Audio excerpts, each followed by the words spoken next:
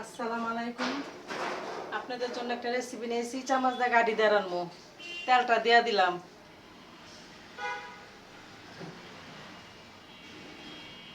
এখানে পেঁয়াজ, টমাটো, ইচা মাছ, ধনিয়ার গুঁড়া, মরিচের গুঁড়া, হলুদের গুঁড়া সব একসাথে আমি দিয়া লইছি। এই যে আমি তেলে দিয়া দিলাম।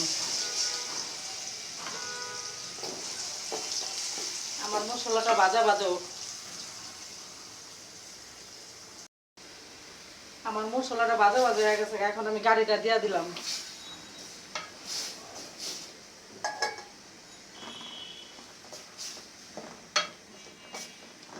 যে পানি আছে সিদ্ধ, গাড়িটার আমি একটা ভাপ দিয়া লইছি। কেউ ভাপ দেয়, কেউ ভাপ দেয় না।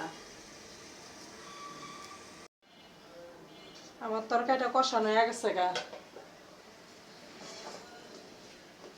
এখন আমি পানি দিয়া দিব। আমি আর ডাকুম না। জিরা বাটা আর পেঁয়াজ বাটাটা দিয়া দিলাম। আর 5 মিনিট হোক। আমার গাড়িটা হয়ে গেছে গা, এখন আমি নামায় ফেলামো। আমার গাড়িটা হয়ে গেছে গা। রেসিপিটা যদি ভালো লাগে লাইক করবেন, কমেন্ট করবেন, শেয়ার করবেন।